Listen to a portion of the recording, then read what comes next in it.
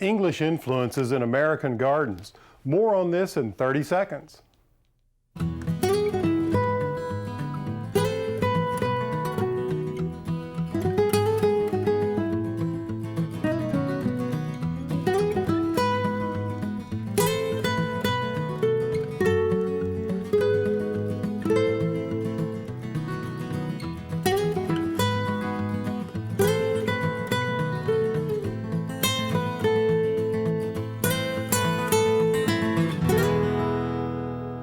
Hi, I'm Alan Smith. Welcome to the show. You know, the English have a reputation for being great gardeners and great garden designers. So in today's show, I thought we'd focus on the way the English have influenced my design style and how they've influenced many gardens here in the United States. One of our stops is the estate of Henry F. DuPont. Now here's a guy who was greatly influenced by the homes and gardens he saw abroad. But when he built his own estate, he concentrated on collecting American decorative arts, just the way many English estates take pride in highlighting their culture and style. We'll get the full story coming up. Now, the DuPont estate is quite large, so how about an example of English influence on a smaller scale? We'll visit a family-run garden that's full of great ideas. We'll also see why the windows of your home could help you see your garden in a new light. And if you're hungry, we've got the quintessential English treat, scones. This recipe is the perfect way to round out today's show. So sit back, relax, as we take a look at some English influences. That's all coming up next. Great gardens of America are often inspired by the gardens of Europe, particularly England. And you would think that a guy like Henry F. DuPont would have been interested in emulating what he saw in the 1920s overseas. And to a point, you're probably right. But Mr. DuPont took a bold approach to his house and garden and set out amassing this country's largest collection of American decorative arts. Tom Savage, the director of Museum Affairs, tells us about Henry Francis DuPont. You know, Winterthur is so beautiful, and it's amazing to me how nature really led Mr. DuPont through his entire life. You're absolutely right, Alan, particularly here at Winterthur. Very often the plants just outside the windows of rooms would relate specifically to antique textiles he had bought, to motifs on ceramics. Winterthur can't be understood. The inside without the outside and the outside without the inside do not make as much sense. They really are an ensemble. Nature was really a first love. He discovered horticulture long before he discovered American antiques. Well, he was actually trained in horticulture, wasn't he? Absolutely. He ended up creating probably America's most important woodland garden, and of course America's most important collection of fine and American decorative arts. It's interesting to me that there's an obvious connection between the garden and the house and the supreme collector he was of Americana. Absolutely. Some would even say hoarder in this case. He bought on such a vast scale. And I think it's a natural extension that once he discovered Americana, he visited the Webb family at Shelburne in Vermont and noticed a pine dresser with Staffordshire plates on it, and the color combination struck him. So many of his generation, and most within his family, would have been more at home with French furniture, with gilt ormolu mounts. He was a child of the Gilded Age. Right. And he really is part of the movement against those excesses. You know, I find when I walk through the rooms, I'm so proud as an American to see what beautiful things Americans were creating at the end of the 17th century and throughout the 18th century. That would have made Mr. DuPont extremely happy to hear you say that. Yes, I mean, he was part of that pioneer group that made America realize that we didn't have to run to Europe for holidays, that what was here was of such great importance. You're absolutely right. And I think as time goes on, he's only become more important in the history of American design. What he does here is emulated not only by private collectors, but also by other museums in America. You know, Tom mentions the influence between the house and the garden. Well, to make your garden more a part of your home, consider your windows, especially if you're building a new home. Windows can serve as picture frames from inside your home out into the landscape. You see, it's all about good picture making. A couple who lives along a river banked their entire living room with large windows that truly embrace the water and outdoor living spaces beyond. In a French-style country house, the windows create pictures out into the garden. Every window frames a different experience. And I really liked how a house in Germany had large sliding doors that opened completely up to allow the inside to spill outdoors. In a garden designer's studio that I once visited, her workspace was separated from the colorful garden beyond by only a pane of glass. Now, as we saw, Winterthur is a very large estate. It's situated on 982 acres. But it's not just large houses and gardens that are influenced by landscapes of England. We'll visit a small garden here in the United States that takes inspiration from across the pond. The story of Tarbin Gardens next. I've enjoyed seeing some of the most beautiful gardens in England, and I have to say they've made quite an impression on me, influencing my own style, particularly the gardens at Arley Hall. This garden is known for its double herbaceous borders, thought to be some of the oldest in England. In my front garden, I've created a double border, but it's not just made of perennials. I've also mixed in shrubs, annuals, roses, and bulbs. But the influence of Arley is very much there. Here's another garden that took its inspiration from England. It's Tarbin Gardens in New Hampshire. Richard Tarbin tells us the story. Tarbin Gardens is an English-style garden that I designed after a visit to England when I was 14 years old. And we visited Kew Gardens and Hampton Court and Windsor Castle. And my oldest garden I dug when I was 18 is actually a slight copy of the garden at Hampton Court. The one at Hampton Court is 3 times the size of mine. And I figured I'd better keep it down to a reasonable size since I was going to be taking care of it myself. The formal garden is completely surrounded by hedges and has 4 bushes as focal points in the middle and a nice lawn area to give it a cool green look, and a focal point of an arbor at one end with a nice place to sit. To this day, it actually is still kept up and is our oldest garden on the property. A lot of these gardens look like English gardens, but use some of the local plants that do well, like Canadian hemlocks, and for the hedges, instead of the yews, they use in England. And of course, put nice little lawn expanses with lots of hedges that block some of the winds and stuff, and give you a nice view of more of a room that you can take care of and actually concentrate on how each area looks. And it gives you some surprises as you walk from one garden to another. It's really a big collection of almost everything that can grow in this area, and shows all the textures and different colors of all the plants. And we focus a lot on flowering trees and shrubs, more than just your annuals that flower in the summertime.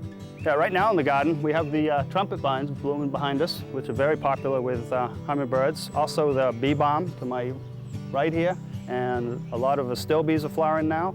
And of course the daylilies, a favorite summer flower.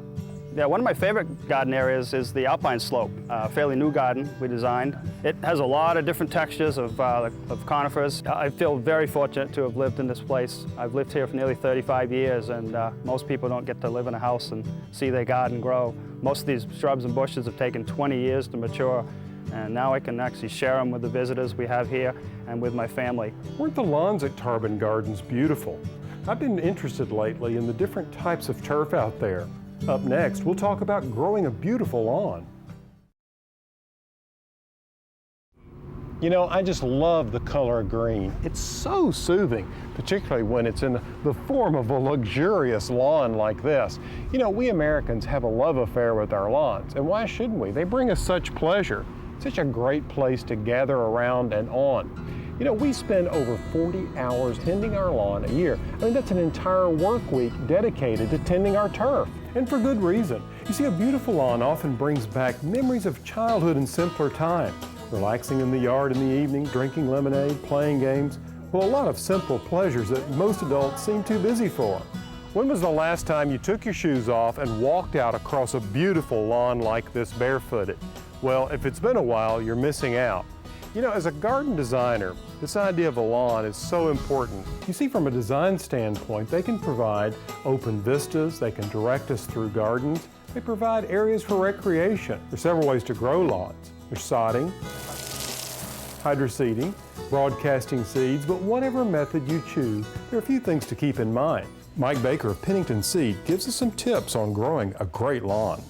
The best thing that a consumer can do for their lawn is to understand that it's a living plant. And just like you and I need food, we need healthy food, we need all the things that make our life rich, a grass has those same things. Things like an adequate amount of water, not too much, not too little. That's always a challenge. the right amount of food, regular fertilization, so that the lawn stays healthy and can survive these diseases that are going to hit it regardless of what we do. Another important aspect is making sure that you have the right species and the right variety for a particular area. For example, in the transition zone in the southeast United States, tall fescue is a great grass to grow.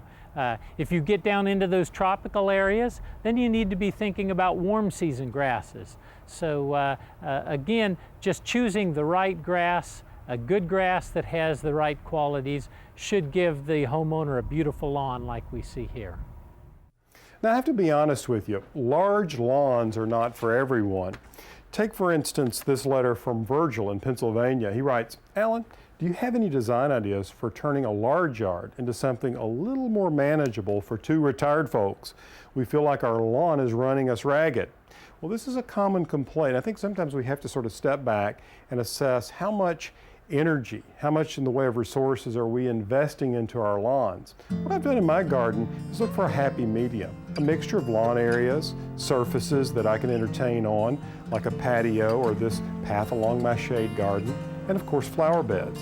I think that having a manageable amount of lawn for me was one way to satisfy my need to see green, but also have plenty of room for shrubs, perennials, and annuals. A friend of mine also applied this approach to her garden, which is a cottage-style garden set against a New England salt box house. Living out here in the country and having lots of acreage, you could have as large a garden as you want. Well, physically, I don't think Duncan or I could handle it. Well, so was it maintenance that? Well, it's kind of kept me contained because by the time I get through working on this one, there's little time left. You couldn't possibly even dream of thinking of another area to garden. And I like the old-fashioned things like the pinks and the foxgloves and hollyhocks. And if you wanted to retire the lawnmower for good, that is exactly right. You could have a garden like this with a mulch path and lots of flowers. In fact, when I'm in town and I see these little houses with their little lawns, I think if that were mine, I'd build a picket fence all the way around it and plant flowers with no lawn. All right, let's step out of the garden and into the kitchen. More English influence, this time in the way of scones. This recipe with a citrus twist next. Well, I have to say, I just had a great night's sleep here at the Alluvian Hotel. But now it's time to get to work. So why don't we cross the street, go over to the Viking Cooking School, where Executive Chef Martha Foose is preparing some delicious scones. My grandmother Elsie was quite the Anglophile. These candied orange scones were one of her favorite tea time treats. We're going to begin by candying our orange peel. To do that, we're just going to take a zester. You can use a vegetable peeler, and just take off the outer orange part of our peel, being careful to avoid the white pith that can be kind of bitter. If you notice, I keep the zester in one place and turn the fruit. That'll give you nice, even strips of peel. We're going to reserve these oranges and slice them to garnish our plates when our scones come out of the oven. Once we have our thin strips of orange ready, we're going to add 3/4 of a cup of water and 1 cup of sugar. We're going to give this a stir and put it on the stove and let it boil for about 15 minutes. Our orange peel has become candied and very translucent. It's going to absorb those sugars, and really it's going to turn into a nice little bite of candied orange flavor. When our zest has been cooking about 15 minutes and it's become nice and translucent, we're going to move it over to our work surface, take our 1/4 cup of remaining granulated sugar, and we're going to remove our zest from the syrup using a slotted spoon or a fork and toss it right into our granulated sugar. Then we're going to toss these to coat them with a little bit of sparkling granulated sugar. Next, we're going to combine our dry ingredients in a food processor. So we're going to remove our lid. We're going to add unbleached all-purpose flour, baking powder that's going to give our scones a nice little lift, a little bit of salt to balance out the sweetness of our candied zest. And here we have our orange-infused sugar that's going to give our scones so much flavor. I'm going to add 3 tablespoons of this to our food processor and some of our candied orange. Next, we're going to scatter our pieces of unsalted butter right over the surface of our dry mixture. We're going to give this just a few pulses. We want it to kind of resemble a coarse meal or look a little bit like uncut oatmeal. Briefly pulse this to combine. Then, with our motor running, we're going to drizzle in our heavy cream. And we want this just to come together. We're going to pat our shaggy dough into an 8-inch circle, being careful not to overwork the dough. It's all right if you have a little bit of crumbly texture to it. It's going to bake out nice and flaky. And then cut it into wedges just as you would a pie. We're going to place our wedges on a baking sheet. We've got our oven preheating to 425 degrees. Now we're going to brush the tops with a combination of Grand Marnier just to give us one more layer of that great orange flavor and a touch of heavy cream. This is going to allow our scones to get a nice brown sheen over the top of them and also give us that extra flavor punch right in the top crust. Our scones are going to have a nice golden brown sheen to the top of them. They're going to crack slightly. That'll give us the really traditional flakiness that we're looking for in a well-made scone.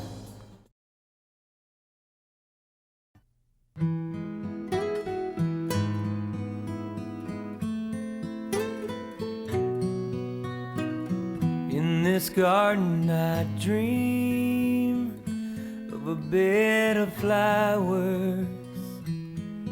Bluebirds sing of the beauty all around us. And every time the sun comes out, I can't help but smile. Oh, no, I can't help but smile.